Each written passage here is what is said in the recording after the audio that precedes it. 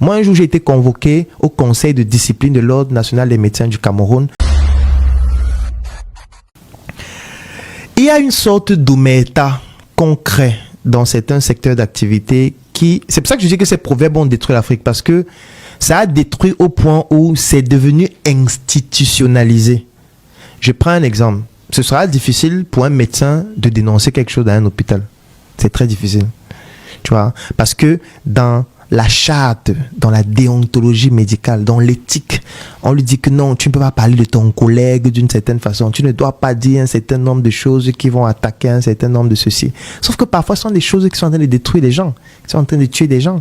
Moi, un jour, j'ai été convoqué au conseil de discipline de l'Ordre national des médecins du Cameroun par rapport à une vidéo que j'ai publiée sur Facebook. Et j'étais en train de parler à des patients en leur disant, prenez des précautions.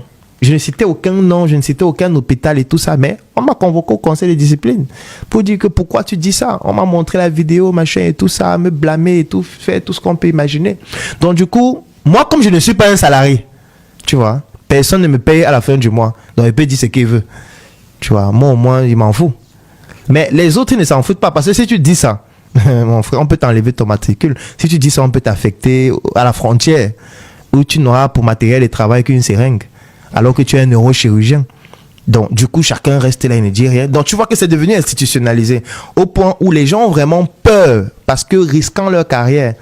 Moi, j'ai décidé de risquer tout. Si les gens considèrent ça comme du bavardage, oui, je suis un bavard. Effectivement, si un architecte se prononce, il peut peut-être passer à un ordre. Oui, parce qu'il va dire que non, on va dire que non, c'est ton collègue architecte, tu veux détruire sa notoriété, machin et tout. Mais attends, il y a les faux architectes. Oui.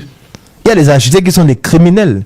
Il y a les ingénieurs de génie civil qui sont idiots, qui font des mauvais plans de calcul. Le dernier immeuble, c'est votre voisin. Hein. L'immeuble a disparu. C'est ils sont au niveau des top bâtiments. Il y avait une pharmacie là.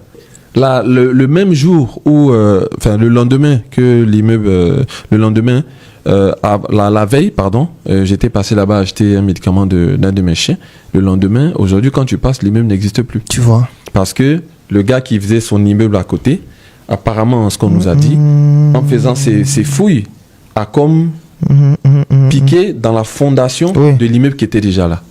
C'est-à-dire que toi, Claudette, tu as fini ton immeuble propre. Nickel. Moi, je viens faire le mien, donc moi, je pars à partir de zéro. Et en voulant faire ma fondation, je pique dans ta fondation et aujourd'hui, l'immeuble n'existe plus.